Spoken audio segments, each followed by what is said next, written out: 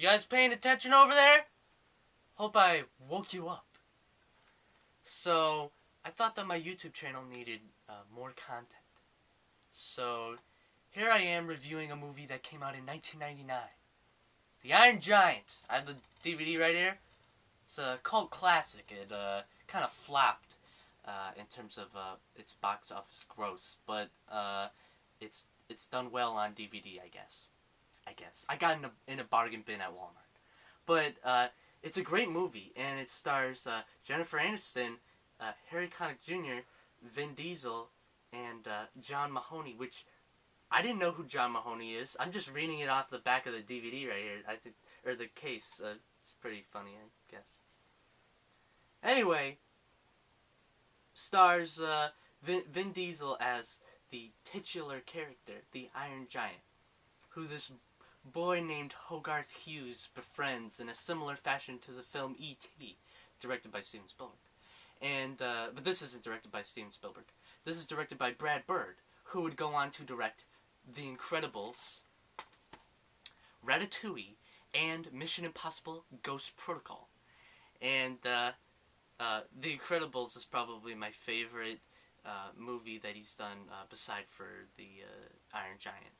And it's interesting because the Iron Giant actually has some superhero-related goodness to it as well. Because you see, the Iron Giant loves a certain DC comic book character. Dun, dun, dun, dun, dun. Superman! Okay? He sort of idolizes him, as some have put it.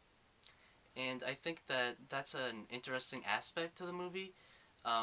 But it really, it's important to the message of the movie. And I don't want to spoil that message, because I want you to watch the freaking movie, guys, okay? Jeez, I'm not going to spoil stuff for you.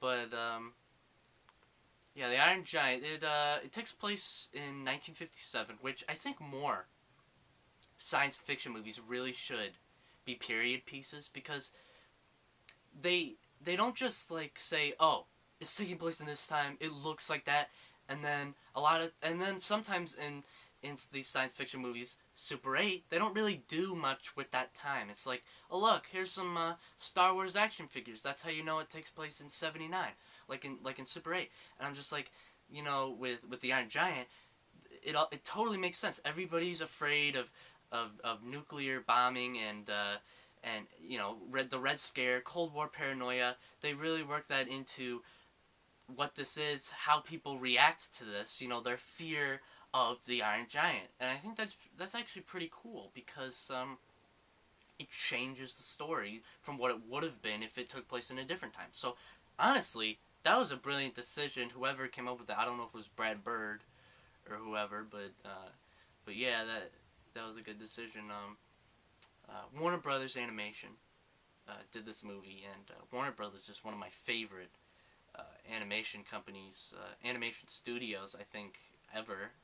It's up there with Pixar, because it's just, I mean, Looney Tunes, all the DC superhero cartoons, they've always done, well, not always, but a lot of their content is very good. Even today, you know, I'm still watching their shows on the Cartoon Network. Yeah, so I give this movie a 10 out of 10. You know, it you know, it's really great. I don't know what else to say about it. You should go watch it. It's probably on Netflix. If you got that. Got the DVD in a bargain bin at Walmart.